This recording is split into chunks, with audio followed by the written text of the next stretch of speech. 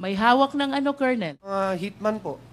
Sinabi pa niya na ang pagsasagawa ng proyektong ito ang magdidikta sa direksyon ng aking karera bilang isang pulis. Taos puso po akong humingi ng patawad sa mga taong naapektuhan ng pangyayaring ito. Go to Colonel Garma. Naniniwala ka din na si Colonel Garma malakas sa former president? Yes po. At kung ano sasabihin ni Colonel Garma, paniniwalaan ng former president? Yes. At kung anong hihilingin ni Colonel Garma sa former president, susundin din ng former president. Tama ba? Maaari din po. Your Honor, pwede po bang makahiling ng opening statement po? Ako po si Police Lieutenant Colonel Santi Mendoza, isang PNP member at kasalukuyang assigned sa PNP Drug Enforcement Group.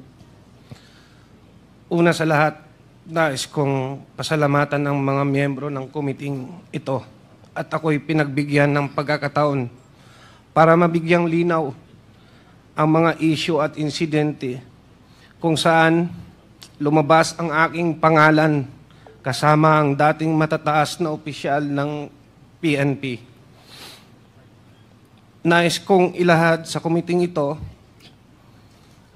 ang katotohanan at mga detalye patungkol sa naturang operasyon para malinis ang pangalan ng mga taong gustong idawit ng mga taong totoong may kagagawan. Ako po ay isang alagad ng batas. Matapat kong ginampanan ang aking tungkulin na walang pag-alinlangan at handang isakripisyo ang aking buhay para lang gampanan ang tungkuling iaata sa akin ng mga nakakataas sa akin. Nais ko pong ipaalam sa kumiting ito na may mga lumapit na po sa akin na mga mataas na opisyal at ma-influensyang tao at ipilit akong pinalalagda sa ng isang preparadong sinumpaang salaysay para idiin at idawit ang mga dating opisyal ng PNP at para mailayo ang isyu sa mga totoong tao na nag-utos sa akin para gawin ang masabi ko na ngayon at mali at mapanlinlang na kautusan.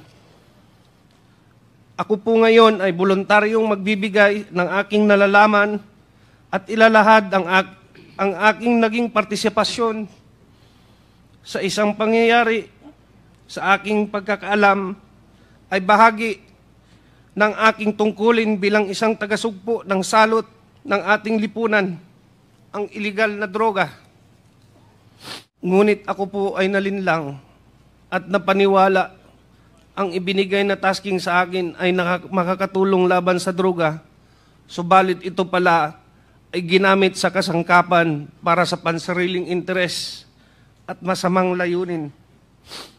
Ang paghahayag kong ito ay maglalagay sa panganib hindi lamang sa aking buhay, kundi kasama din ng aking pamilya. Subalit ako ay may tungkulin na iwasto ang aking naging pagkukulang dahil ako ay nalinlang kaya't panindigan at haharapin ko kung anuman ang tungan ng aking paglalahad ng katotohanan kahit ito ay maging katumbas ng aking buhay. At kung ano sasabihin ni Colonel Garma, paniniwalaan ng former president? Yes. At kung anong hihilingin ni Colonel Garma sa former president, susundin din ng former president. Tama ba? Maaari din po. Sana po sa aking paglabas at pagsabi ng totoo ay maibsan ang hinagpis at mabigyan ng hustisya si Attorney Wesley Barayuga at linisin ang pangalan ng mga taong idinawit lamang dito at panagutin ng tunay na may kasalanan. Sa panguli, taos puso po akong humingi ng patawad sa mga taong naapektuhan ng pangyayaring ito, lalong-lalo na po sa pamilya Barayuga. na naulila dahil sa maling gawa at panlilinlang ng taong may kinalaman nito. Mr. Chair, may I read my affidavit? Go ahead. Sige, sige lang. Ako po si Police Lieutenant Colonel Santi Mendoza, nasa tamang edad, isang Pilipino, nagtatrabaho sa PNP Drug Enforcement Group Headquarters, Camp Brigadier General Rafael T. Crami, Quezon City. Matapos manumpa alinsunod sa batas, ay nagsasaad ng mga sumusunod. Ako ay aktibong miyembro ng Philippine National Police na may ranggong Police Lieutenant Colonel. Ako ay kasulukuyang naka-assign sa PNP Drug Enforcement Group Headquarters. Noong 2019, ako ay isang police major at naka-assign sa Philippine National Police National Headquarters for the Deputy Chief PNP Administration.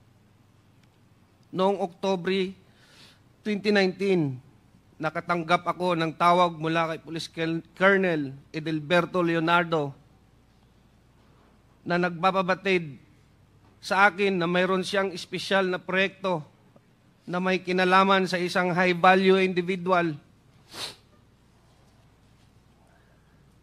Sangkot sa mga iligal na aktibidad ng droga. Humiling si Colonel Leonardo ng aking tulong sa pagsasagawa ng operasyong ito noong panahong iyon. Nagatubili ako at sinabi sa kanya na kailangan ko munang pag-isipan bago ko tanggapin ang trabahong yun. Sa kabila ng aking pag-alinlangan, iginiit ni Police Colonel Leonardo na kailangan kong maging handa kapag ibinigay na niya ang go signal kaugnay ng nasabing operasyon. Sinabi pa niya na ang pagsasagawa ng proyektong ito ang magdidikta sa direksyon ng aking karera bilang isang pulis. Noong Pebrero 2020, muling nagpaluap si Police Colonel Leonardo at nagbigay ng karagdagang detalye kabilang ang pangalan ng target na kanyang tinutukoy bilang isang Wesley Barayuga, na nalaman ko siya ay kalihim ng Philippine Charity Sweepstakes Office. Noong panahong iyon, binigyan din niya ako ng sinopsis na naglalarawan sa umano'y pagkakasangkot nito sa iligal na droga. Matapos matanggap ang impormasyon, sinabi ko kay Sir Leonardo na dahil isang opisyal ng gobyerno ang target, mahalaga na magsagawa ako ng sarili kong verifikasyon. Ngunit sinabi niya na hindi na kinakailangan dahil ang utos ay mula kay GM Garma, dating Colonel Rowena Garma, na may personal na kaalaman tungkol sa mga iligal na aktibidad ng droga ni Wesley Barayuga. Sa kabila ng aking pag-aalinlangan na tanggapin ang utos na ito, sa kadahilanang isang opisyal ng gobyerno ang aming target, ako ay napilitan na lang na sumang-ayon at sumunod dahil ang utos ay mula sa nakakataas na opisyal at upperclassman ko na si Colonel Leonardo, at ang utos ay galing mismo sa isang opisyal ng gabinete ni Ma'am Rowena Garma. Sa personal na aspeto, nag-aalala ko ano ang maaaring mangyari sa aking karera bilang isang pulis at higit sa lahat sa aking buhay, pamilya, kung tatanggapin ko at tatanggi ako, usundin ang utos. Matapos tanggapin ang assignment, pinasimulan ko ang paghahanda para sa proyekto, kabilang ang pag-recruit ng isang angkop na tao para isagawa. Kinausap ko si Nelson Mariano, na kilala kong may network kaugnay sa ganitong klaseng operasyon. Dahil siya ang aking dating informant sa mga personalidad ng droga at binigyan ko siya ng paunang detalye ng proyekto. Gayunpaman, bago maisakatuparan ang anumang aksyon, dumating ang COVID-19 pandemic na nagresulta ng pagpapatupad ng mahigpit na lockdown sa National Capital Region na nagpahirap upang maipagpatuloy ang operasyon noong panahong iyon. Sarado ang mga tanggapan ng gobyerno at limitado ang galaw ng mga tao, kaya mahirap masubaybayan o masundan ang target. Matapos lumuwag ang mga lockdown measures at restriction, muling nakipag-ugnayan sa akin si Colonel Leonardo noong Hunyo 2020 at binigyan diin ang kahalagahan ng proyekto, lalo na't matagal na ang lumipas mula sa kanyang paunang utos. Sa kanyang panghihikayat, sumang-ayon ako na muling kausapin si Nelson Mariano upang alamin kung nakahanap na siya ng taong angkop sa itinakdang gawain. Nakumbinsi ko si Nelson Mariano na lumahok sa operasyon base sa intelligence report na tinanggap namin mula kay Police Colonel Leonardo, na siya namang nakuha niya mula kay Ma'am Garma. Nagsasaad na si Wesley Barayuga ay sangkot sa mga iligal na aktibidad ng droga. Sinabi rin ni Police Colonel Leonardo na may isang taong nagngangalang Tox ang makikipag-ugnayan sa akin at magbibigay ng karagdagang impormasyon tungkol sa target. Ang nasabing Tox, ayon kay Police Colonel Leonardo, ay isang bata ni Ma'am Garma mula sa CIDG. Matapos makatanggap ng tawag mula kay Tox, sinabi ko sa kanya, mag-coordinate siya sa aking middleman na si Nelson Mariano na siyang magbibigay ng impormasyon sa designated hitman. Sinabi ni Nelson Mariano sa akin na nakahanap na siya ng hitman at nagngangalang Luloy. Sinabi niya na maasahan si Luloy at kayang tapusin ang ibinigay na gawain. Sinabi ko kay Nelson na makipag-ugnayan sa kanya, si Tox, na magbibigay ng detalye tungkol sa target.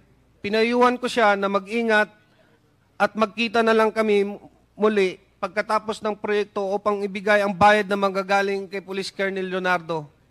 Noong Hulyo 30, 2020, muling tumawag si Colonel Leonardo at ipinaalam sa akin na ang target na si Wesley Barayuga ay nasa PCSO at maari na naming isagawa ang operasyon. Ipinadala niya sa akin ang larawan ni Wesley Barayuga habang ito ay nasa conference meeting sa loob ng PCSO. Sinabi ni Colonel Leonardo na ang larawan ni Wesley Barayuga ay kinuha at ipinadala sa kanya ni Ma'am Garma. Sinabi rin ni Colonel Leonardo na hindi kami mahihirapan sa pagsasagawa ng operasyon dahil nag-issue na si Ma'am Garma ng isang service vehicle para gamitin ni Wesley Barayuga at binigay sa akin ang description at plate number ng sasakyan. Sinabi niya na maari na naming tirahin si Wesley Barayuga pagkatapos niyang lumabas sa gusali. Ipinasa ko ang lahat ng impormasyong ito kay Nelson Mariano.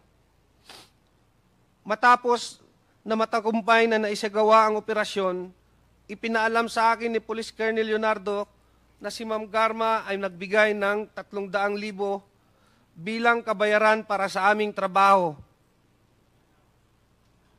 At ito ay iaabot ni Tox sa aking middleman na si Nelson Mariano.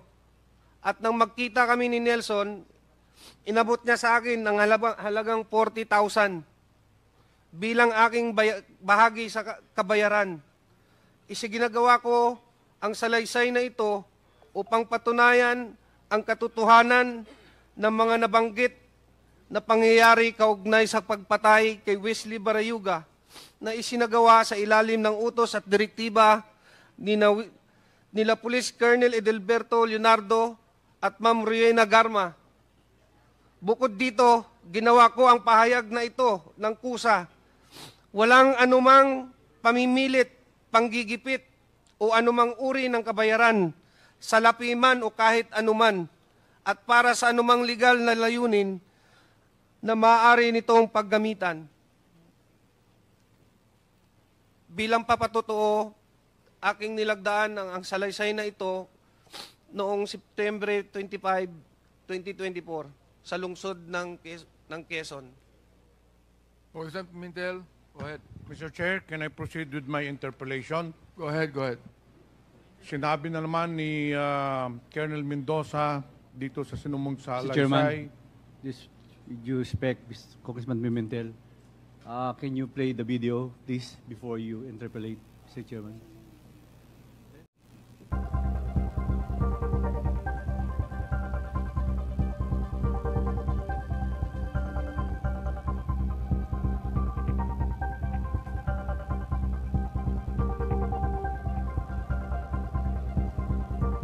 Colonel Santi, ito ba yung sasalaysay mo? Nakita natin sa video. Opo, Your Honor. Thank you, Mr. Chairman. Mr. Chair, yung nakita po ninyong may video ngayon, lalo na doon sa mga nandito, yung po ay pangyayari noong July 30, 2020, kung saan pinaslang si Attorney Wesley Barayuga. Mamaya, ikikwento ko po sa inyo or i-establish po natin, pero base sa salaysay niya, para masigurado natin sino ang nagpapatay, binanggit na kanina ni Colonel Mendoza, at ang pinaka-importante sa lahat, klaklaruhin po natin kung bakit pinapatay ni Colonel Garma si Attorney Wesley Barayuga. So kung mararapatin mo lang, Colonel Mendoza, para mas maliwanagan talaga ang lahat, isa-isahin po natin yung sinumpang salaysay mo. Sinabi mo sa paragraph 2, noong October 2019, nakatanggap ka ng tawag kay Police Colonel Edelberto Leonardo. Bakit kilala mo itong si Colonel Leonardo? Kasi po dati po akong Regional Drug Enforcement Unit ng NCRPO sa panahon po ni former Chief PNP Camilo Casculan, sir. So na-assign ka sa kanya? Sa Opo, under at his, lahat po ng RDEO chief before, may contact po sa kanya. So kilala mong personal itong si Colonel Leonardo? Opo. Nandito po ba si Colonel Leonardo sa kwartong ito? Pwede mo bang ituro saan dito si Colonel Police Colonel Huberto Leonardo? Opo. Pwede mo Katabi po ituro? ni Sir Patay. So Mr. Chair, the resource Mr. Chair, person. pakitayo nga at pakituro mo si Colonel Leonardo. Mr. Chair, clearly the resource person has identified Police Colonel Leonardo in accordance with this affidavit. Nung tumawag sa iyo si Colonel Leonardo noong October 2019, anong sinabi sa iyo? Ayun nga po, sabi niya may pakiusap siya kung pwede tulungan ko raw siya sa isang project na to kasi high value target daw po. Ang Pero sinabi wala. niya sa iyo, nagpapatulong siya para sa isang malaking operasyon, sa isang high value target. Opo. Sa pagkakaintindi mo, nung sinabi siya iyo na pinakiusapan ka, ano ba ang ibig sabihin ng operasyon?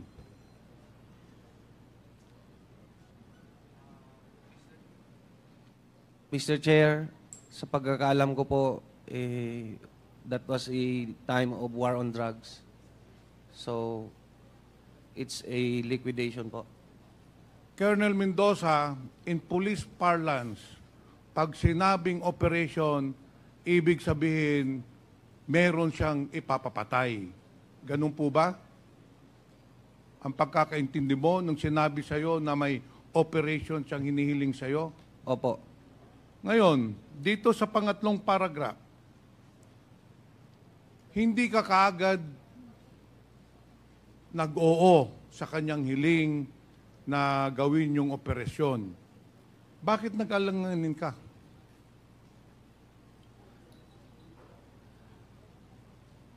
Sir, wala na po ako sa RDO kasi noon, sir eh.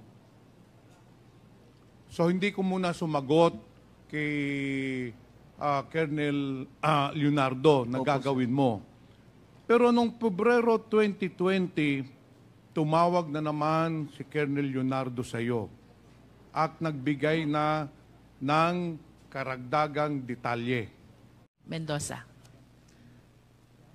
Colonel Mendoza, habang nagsasalaysay po kayo kanina, napansin ko, umiiyak kayo at nanginginig ang katawan nyo.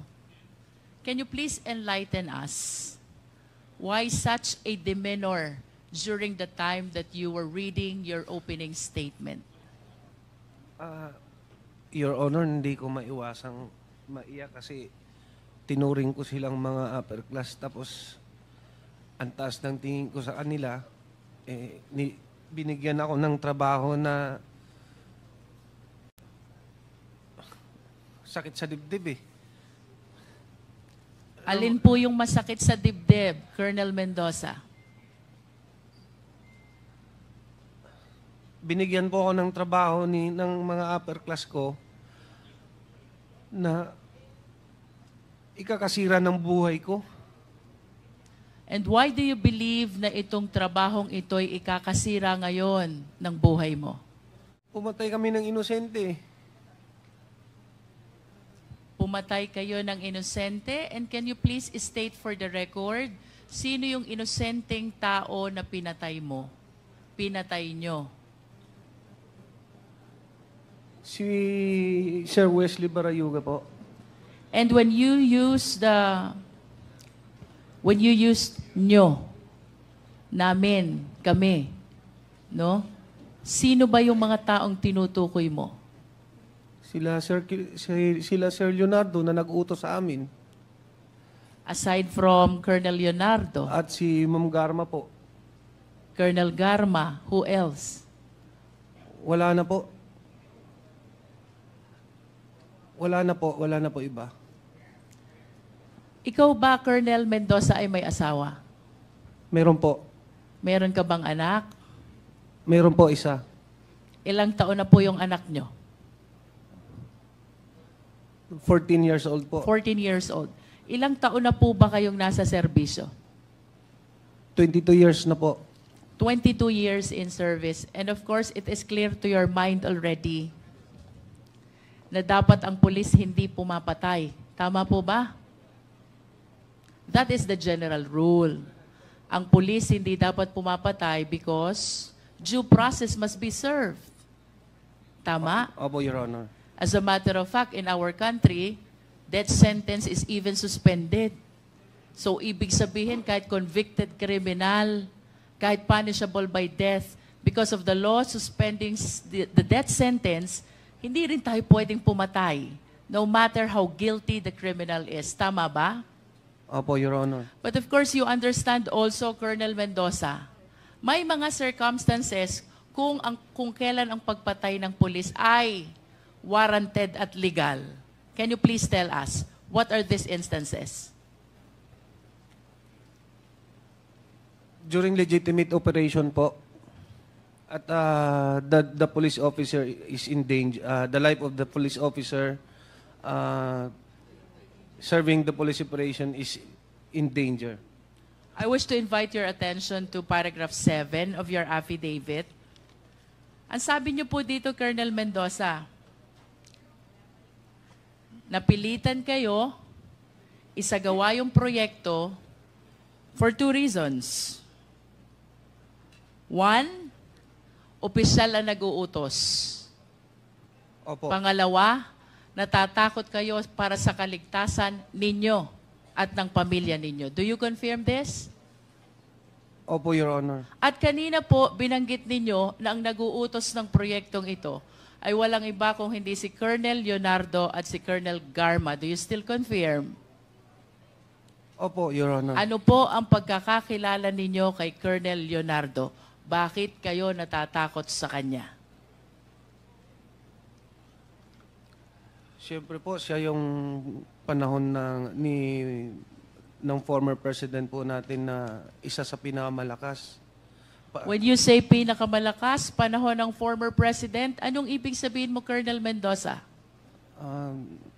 Nakakabulong po at nagkakatotoo.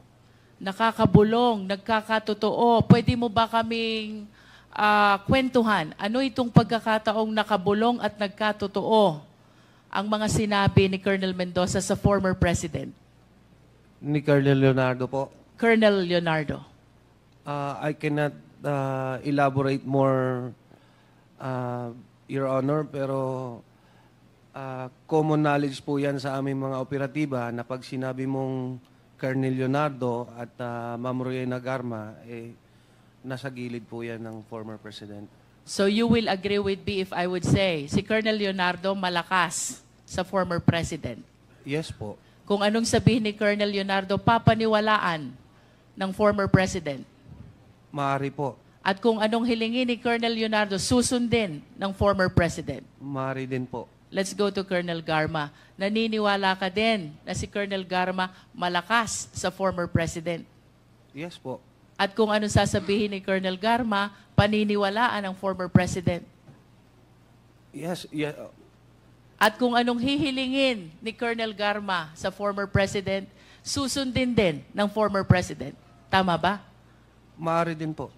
That's Yes how po. you understand the influence of these people to the former president. Kaya, takot ka na suwayin si Colonel Leonardo at si Colonel Garma. Tama ba?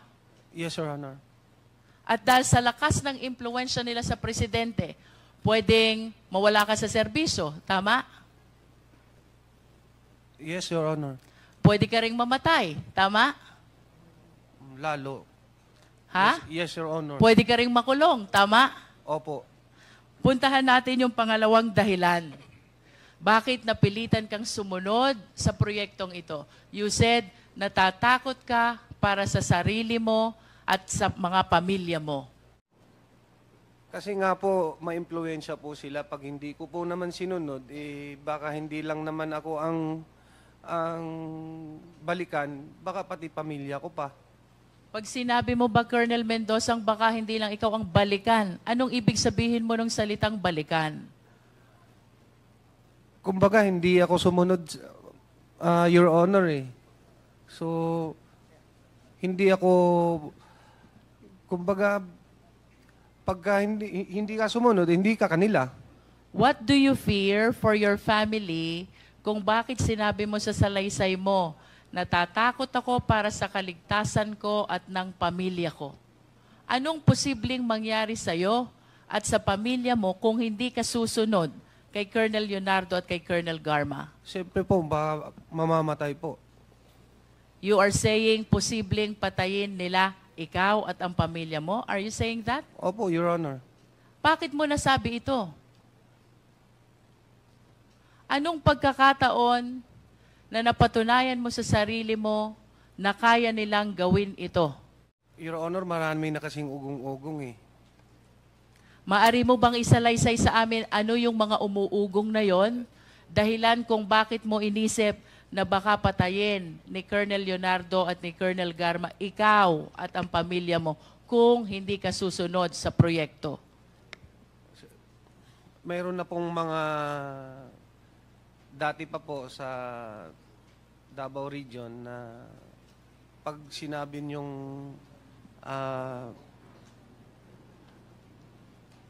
Colonel Leonardo, yan po yung may hawak ng mga... May hawak ng ano, Colonel? Kumbaga, mga hitman po. Colonel Leonardo, may hawak ng mga hitman. Is that what you're saying? Kumbaga, yan po yung usap-usapan. Hindi ko naman po makukumpirma. Pero Usap-usapan. Let's po. talk about usap-usapan.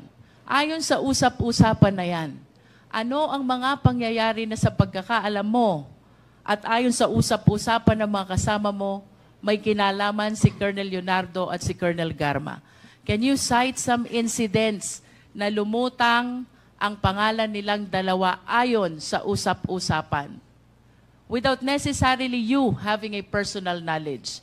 Ayon sa usap-usapan, anong mga pangyayari ng patayan ang may kinalaman si Colonel Garma at si Colonel Leonardo? Yung mga nasa loob ng mga Chinese na nakakulong doon, Ito ba matagal mo nang alam or is it because you're watching already the hearing of Quadcom? no, noon pa po yan. Ibig sabihin, kahit nung wala pang Quadcom, alam mo na yung patayan sa Davao Penal Colony ay may kinalaman si Colonel Leonardo at si Colonel Garma? Pero hearsay lang po, Your Honor. Yes, yan ay ayon sa usap-usapan. At yung usap-usapan na yan, dito mo naririnig sa mga kapwa mo pulis. Tama ba? Kasi pulis ka eh. Opo, Your Honor. Kung pulis ka, ibig sabihin, yung usap-usapan na yon sa kapwa pulis mo rin naririnig. Tama? You said yes already, Colonel. Yes. Aside from this Davao Penal Colony where there are 3 Chinese drug lords who were killed, ano pa, ayon sa usap-usapan yung mga insidente, ay may kinalaman silang dalawa? Wala na po akong maalala, Your Honor. Wala ka nang maalaala. Opo. Wala na po. You remember about the allegation of Mayor Tommy Osmeña of Cebu? Ngayon na lang po ko yan nalaman kasi nanonood po ako ng congressional. So it is because of the killing incident in Davao Peloni, kaya natakot ka para sa kaligtasan mo at ng iyong mga pamilya. Tama ba yun? Opo, Your Honor. At ito rin ang dahilan kung bakit sa kabila ng alam mo na bawal ang pagpatay, no matter how guilty the person is, pumayag ka na isagawa ang nasabing proyekto. Tama ba? Opo, Your Honor. In your affidavit, specifically paragraph 5, you also mentioned na gusto mo munang beripikahin ang impormasyon tungkol sa pagkakasangkot ni Wesley Barayuga sa drug operation, kaugnay ng impormasyon na ibinigay sa iyo ni Colonel Leonardo. Bakit mo hiniling kay Colonel Leonardo na beripikahin muna ang impormasyon na ito? Eh kasi po, government employee po yung target. Normal po yun na magkanda ka ng sarili mong investigation muna. At kapag hindi verification. government employee ang target, wala bang verification na mangyayari? Meron naman po. Meron din po. So why do you want to make your own verification? Ikaw ba at that particular time ay nagdududa sa sinasabi ni Colonel Leonardo? Yes po. Bakit ka nagdududa? Kasi yung target, bakit nasa loob ng PCSO eh? He is not only inside the PCSO, he is He's the the board secretary. secretary Yes, Your Honor. of PCSO. And during that time, may naririnig ka ba na nagagalit o kinasasangkot ang gulo ni Wesley Barayuga? Wala naman po. And what were you thinking nung sinabi sa'yo ni Colonel Leonardo, wag nang beripikahin, bibigyan ka na lamang ng profile ni Colonel Garma? Yun nga po, nag-aalinlangan. Kaya lang, wala tayong magawa eh. Wala po akong kundi sundin. Kahit nag-aalinlangan ka, kung totoong sangkot sa droga si Wesley Barayuga, itinuloy mo dahil natatakot ka sa opisyal mo. Opo. Tama? At natatakot ka para sa kaligtasan mo at ng pamilya mo. Tama? Opo, Your Honor. At kaya ka natatakot sa mga opisyal mo ay dahil malalakas sila at maimpluwensya sa dating Pangulo. Tama? Opo. After some time, kinontak mo na itong si Nelson Mariano. At si Nelson Mariano ang humanap ng hitman. Do you confirm this? Opo, Your Honor. And after some time also, tinawagan ka ni Tox na di umano, tao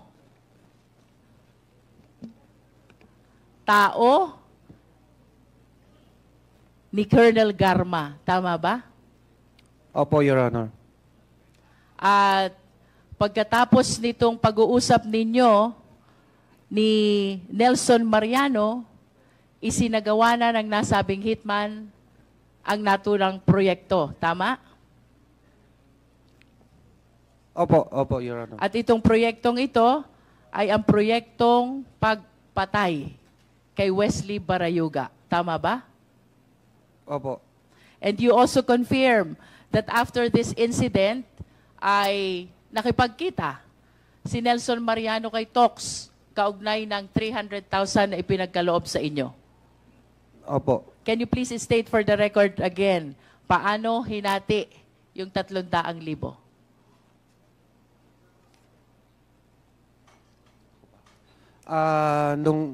Nung dumating po si Nelson, may dala-dala po siyang 300. Binigyan niya ako ng 40.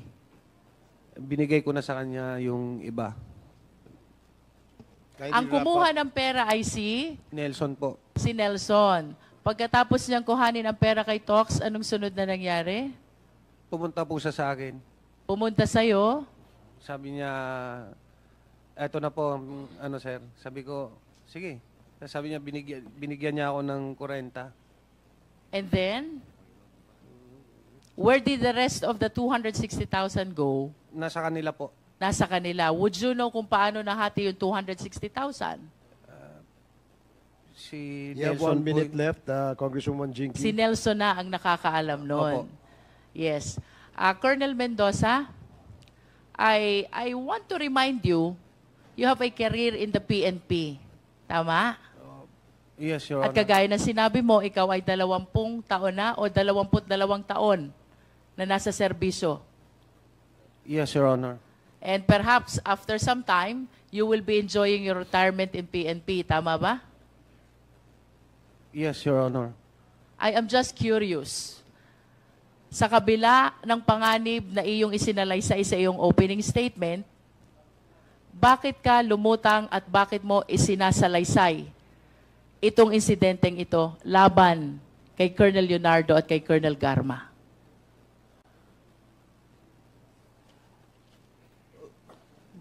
Bukod po sa bigat ng konsyensya na dinadala ko po, for 4 years, may mga instances po na may gusto pang idawit na ibang tao po kasi. Kaya Sinong gustong may idawit? yung may kumalat po kasi ng mga text messages nung nakaraang linggo eh. Anong sabi sa text messages? Na hindi lang ako daw po yung gunman, ganun lang po. Hindi lang ikaw ang? Ako daw po yung gunman, tapos iba po yung hindi po klaro eh. Kasi Kindly wrap In up, other words, Congresswoman Colonel Jinky. Mendoza, kaya mo ginagawa ito because after 4 years, gusto mong tanggalin yung bigat ng loob mo opo, dahil hindi ka masamang tao opo, at hindi ka pumapatay sa taong walang laban. Tama? correct po. At napilitan ka lamang pumatay dahil sa takot mo sa mga opisyal na ito. Tama? Correct po. Nevertheless, I wish to manifest, Mr. Chair, Colonel Mendoza. In a theory of conspiracy, there are 3 types of principal. And in the story you narrated, you mentioned the name of Colonel Leonardo, Colonel Garma, Colonel Santi Mendoza, Nelson Mariano, Tox, and Loloy, the hitman. Under the theory of conspiracy, kahit hindi ikaw ang pumatay, you will still be liable for the same crime. This is the definition of conspiracy. That the act of one is the act of all. The crime of one is the crime of all. And the penalty of one is the penalty of all. And I wish to state for the record, Mr. Chair, that given these names who figured out in this killing incident against Wesley Barayuga, it appears to us that Colonel Leonardo and Colonel Garma participated as conspirators by inducement. Kung hindi po nila pinagplanuhan, inisip, inutos, at ipinagkaloob lahat ng mga kailangan, they will not be able to perpetrate this crime of murder. For Colonel Santi Mendoza and for Nelson Mariano, perhaps they did not participate in the killing incident. However, under the law, they are considered as principals by indispensable cooperation. Sapagkat sila ang nag-connect sa hitman. And without their indispensable cooperation of connecting this idea, this